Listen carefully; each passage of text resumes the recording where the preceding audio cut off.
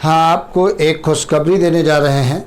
आपके अपने Mishra classes YouTube channel पर 9th और 10th की क्लासेस भी स्टार्ट करने जा रहे हैं।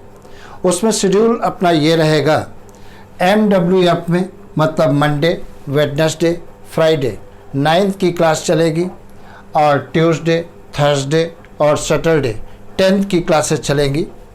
और फ्री आपकास्ट है आपके लिए। ये कोरोना वायरस को देख करके स्कूलों में अभी क्लासेस नहीं लग रही हैं।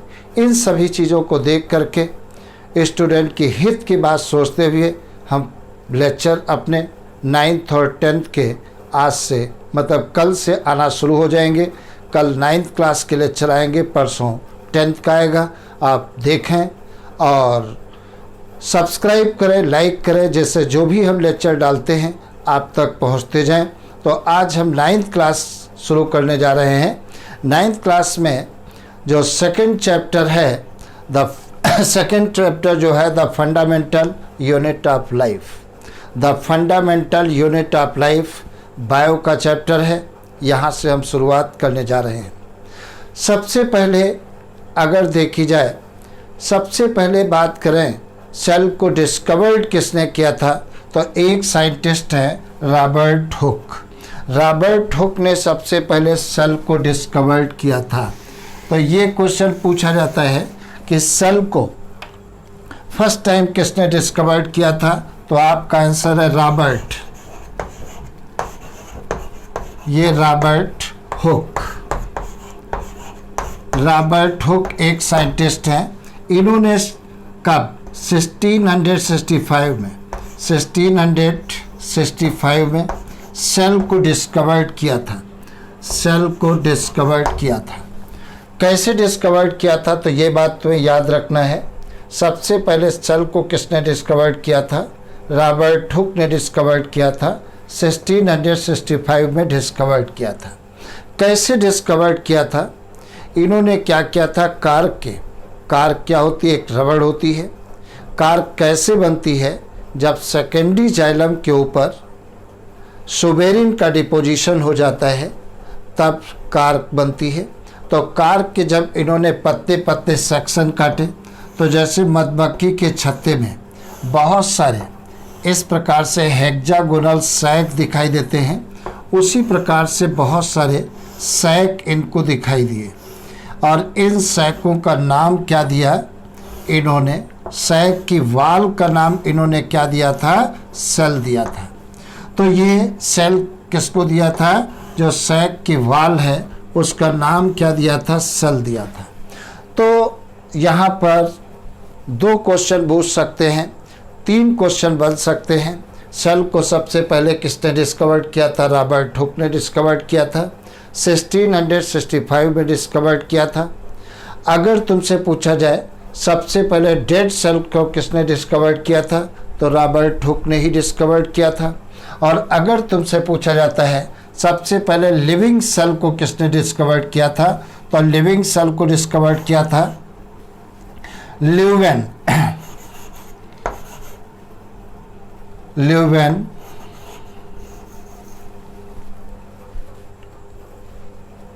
ल्यूवेनहॉक ने डिस्कवर्ड किया था। किसने डिस्कवर्ड किया था, ल्यूवेनहॉक ने डिस्कवर्ड किया था।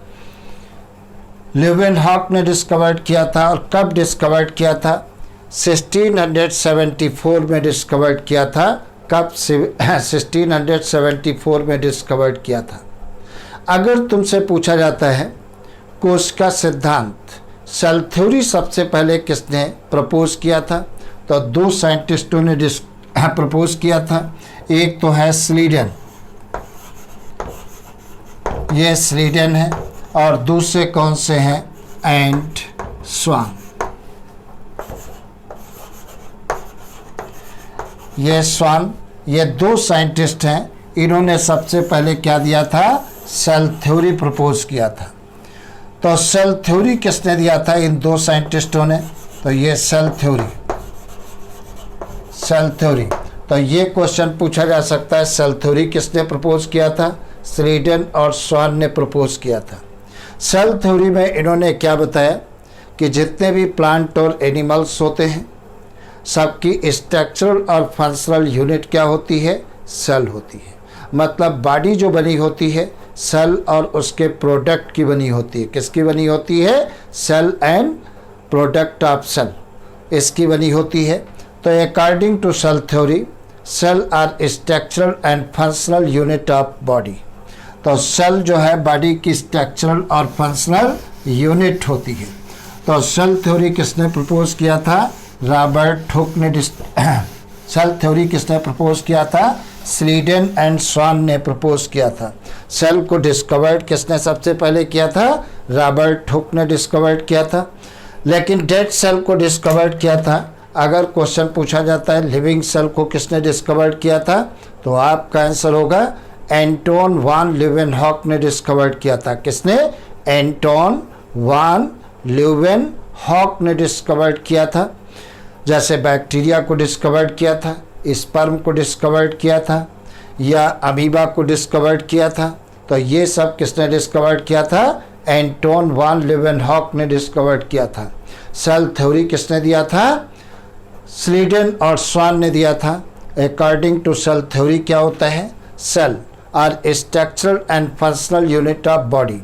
सेल जो होती है हमारी बॉडी की स्ट्रक्चरल एंड फंक्शनल यूनिट होती है।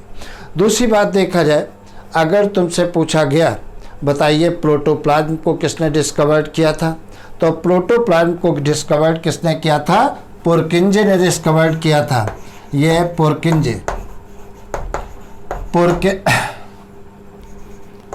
पुरकिंजे इन्होंने क्या डिस्कवर्ड किया? प्रोटोप्लाज्म को सबसे पहले किसने डिस्कवर्ड किया था? पुरकिंजे ने नाम दिया था। प्रोटोप्लाज्म को डुजार्डिन ने डिस्कवर्ड किया था। ये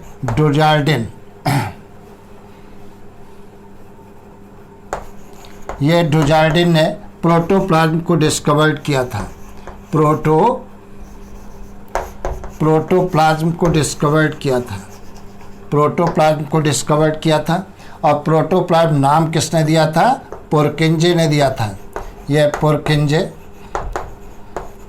पुरकिंजे ने प्रोटोप्लाज्म नाम दिया था। नाम प्रोटोप्लाज्म दिया था। दूसरी बात देखा जाए, एक साइंटिस्ट हैं, कौन सा है? रेडॉल्फ विर्चू। रेडॉल्फ विर्चू ने क्या बताया था? कहा था नई सेल्स का फॉर्मेशन पुरानी सेल से होता है। मतलब formation of new cell from old cell, this is known as pre existing cell, या इसी को क्या कहते हैं? Omnis cellular. तो चाहे अपन प्री एग्जिटिंग सेल कहें, चाहे अपन ऑमनिस सेल्युलर कहें, दोनों बातें एक होती हैं। दोनों की मीनिंग क्या होती है? Formation of new cell from old cell. तो ये बात किसने कही थी? रेडॉल्फ विर्चू ने कही थी। ये अपने को बात को ध्यान रखना है। अगर तुमसे पूछा जाए न्यूक्लियस को किसने डिस्कवर्ड किया था? न्यूक्लियस को किसने डिस्कवर्ड किया था? तो रॉबर्ट ब्राउन ने डिस्कवर्ड किया था। किसने? ये है रॉबर्ट ब्राउन। ये रॉबर्ट ब्राउन ने डिस्कवर्ड किया था। कब? 1831 में डिस्कवर्ड किया था। तो न्यूक्लियस की डिस्कवरी किसने किया था? रॉबर्ट ब्राउन ने डिस्कवर्ड किया था। 1831 में डिस्कवर्ड किया था। दूसरी बात देखा जाए, प्रोटोप्लाज्म को ही क्या कहते हैं? फिजिकल बेसिस ऑफ लाइफ कहते हैं। क्या कहते हैं? फिजिकल बेसिस ऑफ लाइफ कहते हैं। तो प्रोटोप्लाज्म को ही क्या कहते हैं? फिजिकल बेसिस ऑफ लाइफ कहते हैं। दूसरी बात देखा जाए, डेवलपमेंट के बेसिस पर देखा जाए, सेल कितने टाइप की होती हैं? 2 टाइप की होती हैं। अब 2 टाइप की कौन कौन सी होती हैं? एक होती है प्रोकैरियोटिक सेल और दूसरी होती है कौन सी? यूकैरियोटिक सेल होती है। तो डेवलपमेंट के बेसिस पर सेल 2 टाइप की होती है। मतलब टाइप्स ऑफ सेल तो यहाँ पर देखा जाए, ये टाइप्स ऑफ सेल की बात करते हैं। तो ये कितने टाइप की होती है? 2 टाइप की होती है। 2 टाइप की होती है। पहली कौन सी है? Prokaryotic cell. ये प्रोकैरियोटिक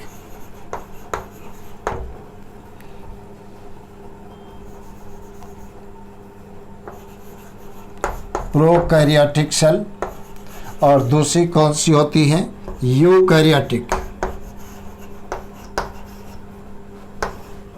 यूकैरियोटिक सेल। अब देखा जाए प्रोकैरियोटिक सेल और यूकैरियोटिक सेल में डिफरेंस क्या होता है, प्रोकैरियोटिक सेल क्या है और यूकैरियोटिक सेल क्या होती है। तो यहाँ पर अगर जो हम स्ट्रक्चर बनाएं तो प्रोकैरियोटिक सेल, इसमें अगर जो स्ट्रक्चर बनाते हैं तो इस प्रकार से मान लेते हैं।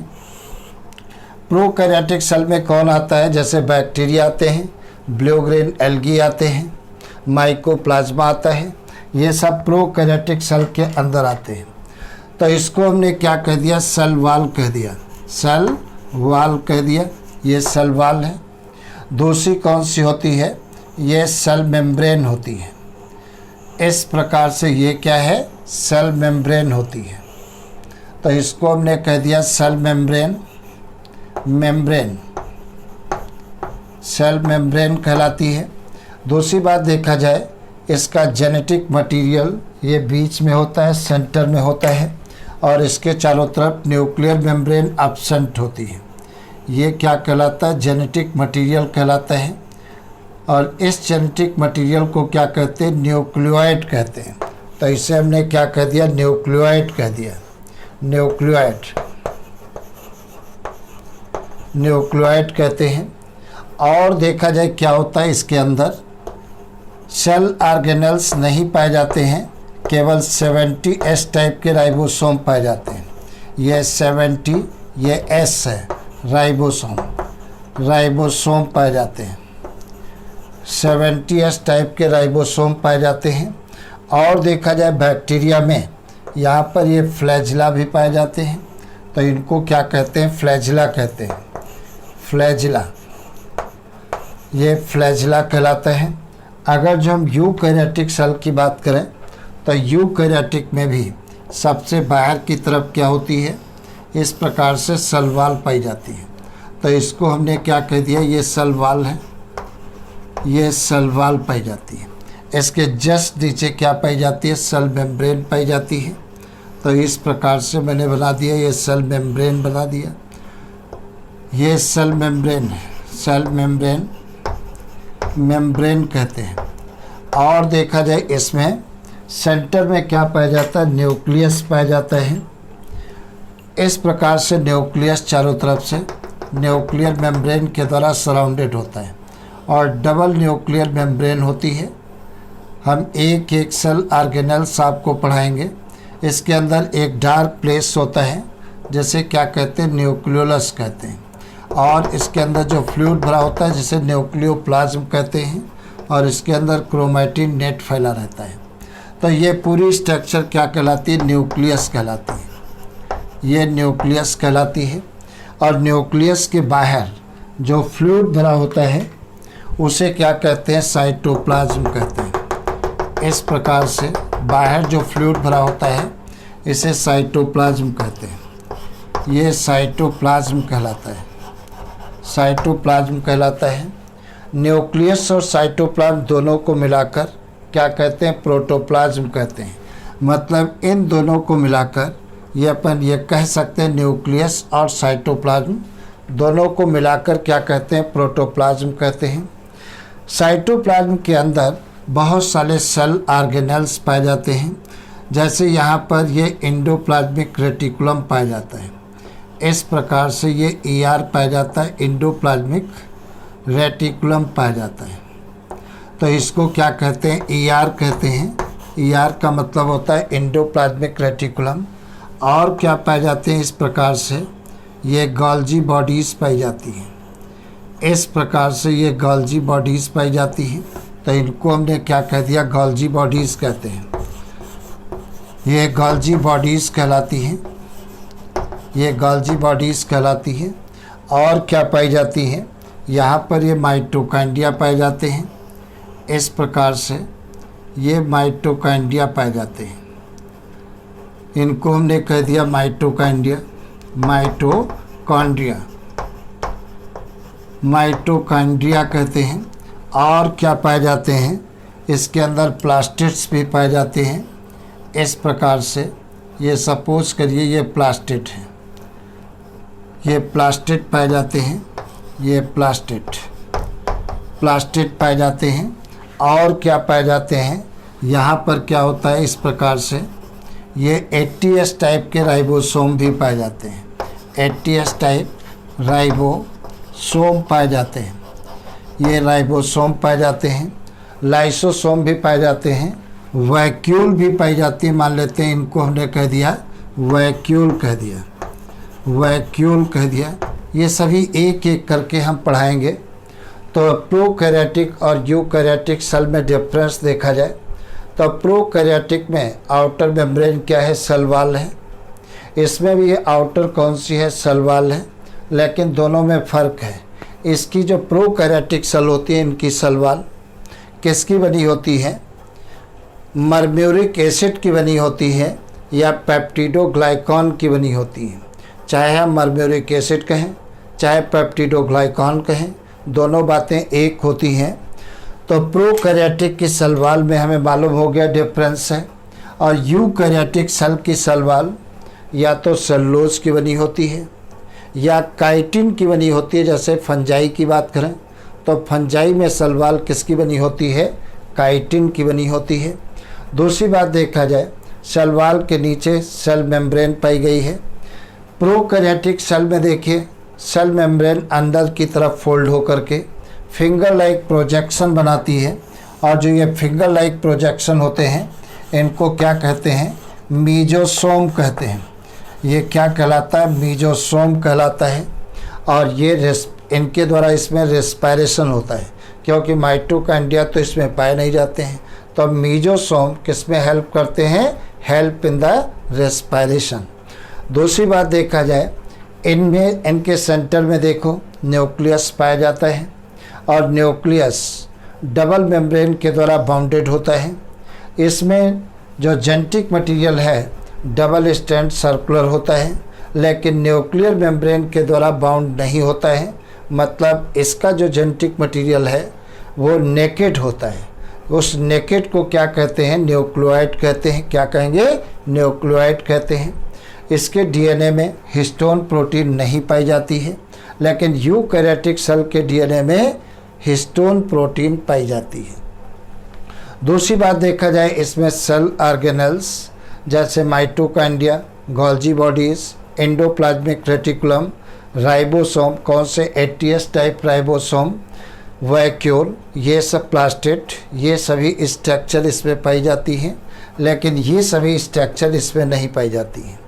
दूसरी बात, इसमें सेल ऑर्गेनेल्स केवल 70S टाइप के राइबोसोम पाए जाते हैं और इसमें 80S टाइप के राइबोसोम पाए जाते हैं। कौन से, 80S टाइप के राइबोसोम पाए जाते हैं।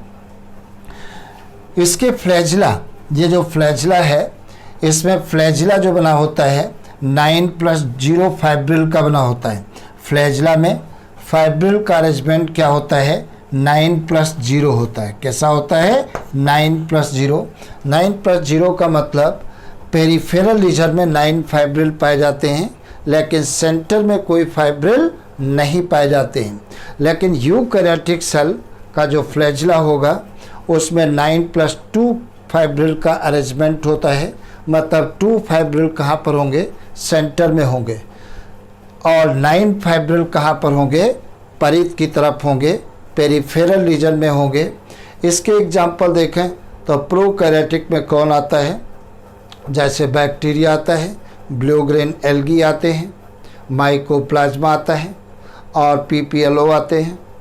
ये सब किस में आते हैं, प्रोकैरियोटिक सेल में। अब bacteria, blue green algae, plasma, mycoplasma और PPLO, इनको छोड़ करके बाकी जितनी भी सेल्स होती हैं वो सारी की सारी किस में आती हैं, यूकैरियोटिक सेल में आती हैं। प्रोकैरियोटिक सेल लेस डेवलप होती हैं, लेकिन यूकैरियोटिक सेल वेल डेवलप होती हैं, क्योंकि इसमें सारे ऑर्गेनेल्स पाए जाते हैं। अगर तुमसे धोखे से पूछ लिया तो ये तो मैंने बताया प्रोकैरियोटिक और यूकैरियोटिक सेल में डिफरेंस मैंने बताया। क्या क्या डिफरेंस बताया, फिर से सुनिए। प्रोकैरियोटिक सेल में सेल वॉल किसकी बनी होती है, म्यूरामिक एसिड या पेप्टिडोग्लाइकॉन की बनी होती है। यूकैरियोटिक सेल में जो सेल वॉल होती है या तो सेलुलोज की बनी होगी या काइटिन की बनी होती है। मतलब किस किस की, या सेलुलोज की बनी होती है या काइटिन की बनी होती है। उसके बाद सेल मेम्ब्रेन देखो, इसकी सेल मेम्ब्रेन प्रोकैरियोट्स में अंदर की तरफ धंसकर फिंगर लाइक प्रोजेक्शन बनाती है, जैसे क्या कहते हैं, मीजोसोम कहते हैं। और mesosome help in the respiration में हेल्प करते हैं। इसकी प्लाज्मा मेम्ब्रेन अंदर की तरफ नहीं धंसती है। प्लाज्मा मेम्ब्रेन को ही क्या कहते हैं, सेल मेम्ब्रेन कहते हैं। यहाँ पर मीजोसोम नहीं बनता है। इसमें रेस्पायरेशन किसके द्वारा होता है, माइटोकॉन्ड्रिया में होता है। अगर तुमसे पूछा जाए रेस्पायरेशन कहाँ पर होता है, प्रत्येक लिविंग सेल में होता है। और सेल में कहाँ पर होता है, माइटोकॉन्ड्रिया में होता है। और बैक्टीरिया में कहाँ पर होगा, मीजोसोम में होता है। ये बात अपने को ध्यान रखनी है। इसमें क्या होता है, 70S टाइप के राइबोसोम पाए जाते हैं और इसमें 80S टाइप के राइबोसोम पाए जाते हैं। S का मतलब क्या होगा, सिडबर्ग होता है। S कहाँ से लिया गया है, सिडबर्ग से लिया गया है। ये सिडबर्ग से लिया गया है S। जैसे फोर्स को आप किस में नापते हैं, न्यूटन में, तो न्यूटन से क्या ले लिया गया है, N ले लिया गया है। तो उसी प्रकार से सिडबर्ग से क्या लिया गया है, S लिया गया है। तो प्रोकैरियोटिक सेल में 70S टाइप के राइबोसोम पाए जाते हैं और यूकैरियोटिक सेल में 80S टाइप के राइबोसोम पाए जाते हैं। यहाँ पर एक चीज़ और बताएं, जो 70S राइबोसोम होते हैं ये 2 सब यूनिट से मिलकर के बने होते हैं। 70S राइबोसोम 2 सब यूनिट से मिलकर बने होते हैं। एक होती है 50S की और दूसरी होती है 30S की। 80S राइबोसोम भी 2 सब यूनिट से मिलकर के बने होते हैं।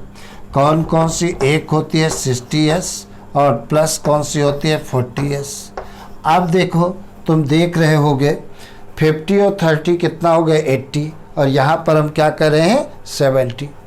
अब इसका मीनिंग समझिए, जब दोनों सब यूनिट अलग अलग होती हैं तो पूरी एरिया मेजर कर लेते हैं, तब कितना आता है, 50 और 30 आता है।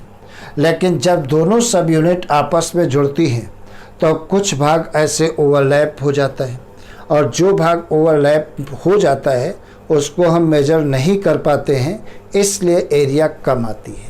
तो जब एक साथ आप नापोगे तो 70S आती है, और जब दोनों सब यूनिट अलग अलग हो जाएंगी तो बड़ी सब यूनिट 50S की आती है और स्मॉल सब यूनिट 30S की आती है। ठीक उसी प्रकार से यूकैरियोटिक सेल में 80S टाइप के राइबोसोम पाए जाते हैं। ये भी बड़ी सब यूनिट 60S की होती है और छोटी सब यूनिट 40S की होती है। तो जब अलग अलग दोनों सब यूनिट होती हैं तो पूरी एरिया अपन मेजर कर लेते हैं। लेकिन जब दोनों आपस में मिलती हैं तो सब यूनिट का कुछ एरिया आपस में ओवरलैप हो जाता है, और जो एरिया ओवरलैप हो जाता है उसको हम मेजर नहीं कर पाते हैं। इसलिए एक साथ नापोगे तो कम आएगा, लेकिन जब दोनों सेपरेट सब यूनिट को नापोगे तो अलग अलग एरिया ज़्यादा आता है। तो ये बात समझ में आ गई। प्रोकैरियोटिक सेल में 70S टाइप के राइबोसोम और यूकैरियोटिक सेल में 80S टाइप के राइबोसोम पाए जाते हैं। इतना आप तैयार करिए, फिर अगली क्लास में इसके आगे बताएंगे क्या काम करता है माइटोकॉन्ड्रिया, क्या क्लोरोप्लास्ट, हर ऑर्गेनेल्स के अलग अलग फंक्शन विधिवत पढ़ाएंगे, जिससे साइंस आपकी बहुत अच्छी हो जाए। तो अभी बायो के लेक्चर डालते हैं, एक चैप्टर बायो का, फिर केमिस्ट्री का, फिर फिजिक्स का, आपको डेली मिलते रहेंगे कोई न कोई लेक्चर। ठीक है, बेस्ट ऑफ लक, खूब कस के मेहनत करो। ओके।